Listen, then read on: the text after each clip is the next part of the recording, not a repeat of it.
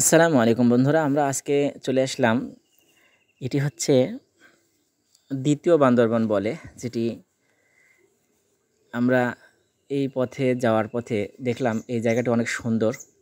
তো ভাবলাম, গাড়িওয়ালাও বললো চলেন একটু ঘুরে আসি, এখানে অনেক সুন্দর একটি জায়গা রয়েছে, এখানে মানুষ ঘুরতে যায়। আমি ভাবলাম আচ্ছা ঠিক আছে তাহলে চলেন। বলতেছে বেশি দূর না, এখান থেকে মেন রাস্তা থেকে 2 কিলোমিটার রাস্তা। আচ্ছা চলেন। তো ভাই, পাহাড়ের ভিতর দিয়ে রাস্তা, এত ডেঞ্জার রাস্তা, তো এত সুন্দর একটি জায়গা। মানে আপনারা যদি কখনো কক্সবাজার আসেন আর ওখান থেকে যদি আপনারা যে বিচে আমরা গিয়েছিলাম সেটি হচ্ছে ইনানি বিচ। তো ইনানি বিচ থেকে আসতে হিমছড়ি আসতে মাঝামাঝি এই জায়গাটা পড়ে বান্দরবন বলে, সেটাকে দ্বিতীয় বান্দরবন বলে আর কি। তো আপনারা দেখতে পাচ্ছেন এখানে বড় বড় পাহাড় আর পাহাড়ের মাঝখান দিয়ে রাস্তা চলে গেছে। মানে এত সুন্দর একটি মনোরম করা দৃশ্য আর এত সুন্দর একটি জায়গা। তো ওইখানে যদি 1 থেকে 2 ঘন্টা মানুষ দেখতে পাচ্ছেন, ওই যে গাড়ি নিয়ে সবাই এসে মানে গাড়ি দাঁড় করিয়ে রেখেছে এবং দেখছে সবাই। রাস্তাটা অনেক চিকন রাস্তা, বেশি মোটা রাস্তা না, সিঙ্গেল রাস্তা আর কি।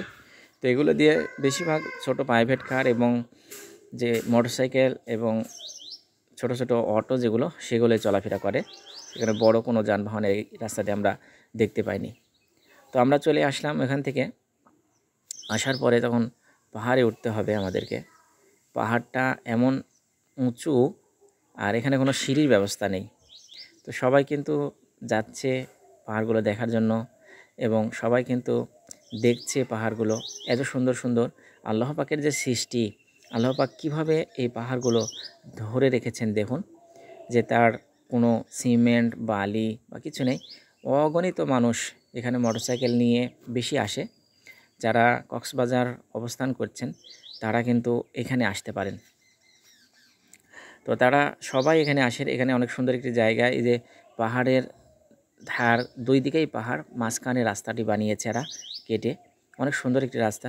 তো এইখান থেকে এই উপর দিকে ওঠার সময় আমাদের গাড়ি একেবারে মানে স্লো হয়ে গেছিলো, উঠতে পারছিল না। দেখছেন আপনারা এখানে সবাই ফটোশ্যুট করছে। ক্যামেরাম্যান যেখানেই যাবেন আপনি, কক্সবাজার পা দেওয়ার পরে যেখানেই যান না কেন, ক্যামেরাম্যান আপনার পিছনে নিবেই, আপনার পিছন নিবেই। যেমন মোটরসাইকেলগুলো আসছে এই জায়গা থেকে ওইখানে উপরে উঠতে অনেক স্লো, মানে মিনিমাম এখান থেকে 50 ফিট উপরে হবে ওখানে। তো আমরা উঠলাম ধীরে ধীরে, বহুত মানে অনেক কষ্ট করে আমাদের গাড়িটি উঠলো, যেহেতু আমরা অটোতে চড়ে গিয়েছিলাম।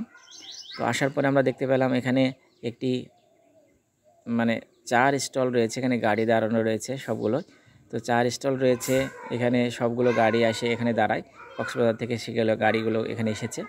এখানে 4 স্টল রয়েছে। তারপরে আবার এখানে ছোট ছোট 2টে দোকান রয়েছে, ডাব বিক্রেতা রয়েছে বা আরও কিছু।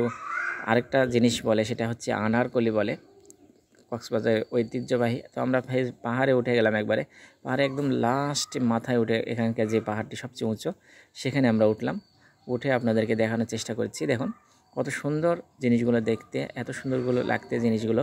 মানে আল্লাহ তাআলার যে সৃষ্টি, পাহাড় পর্বত, এগুলো আসলে সুন্দর, মানে যাকে বলে একেবারেই মনোমুগ্ধকর জিনিসগুলো। তো আমরা দেখতে পেলাম আজকে। তো আপনারা যারা কক্সবাজারে বেড়াতে আসবেন তারা অবশ্যই এই ইনানি থেকে হিমছড়ির মাঝামাঝি যেই মানে রাস্তাটি রয়েছে সেটি দিয়েই এটি অতিক্রম করতে হয়, তাহলেই এই জায়গাটি পেয়ে যাবেন আপনারা। এটি বেশি দূর না, মেন রাস্তা থেকে মাত্র 2 কিলোমিটার আমরা ভিতরে গেলাম। এখানে যে আমরা দেখতে পেলাম যে এখানকার সৌন্দর্যটা আমাদের মনোমুগ্ধকর একটি সৌন্দর্য। এর পরবর্তীতে আমরা এখান থেকে হিমছড়ির দিকে রওনা দিব। বেশি দেরি করব না, আমাদের হাতে সময় খুবই কম।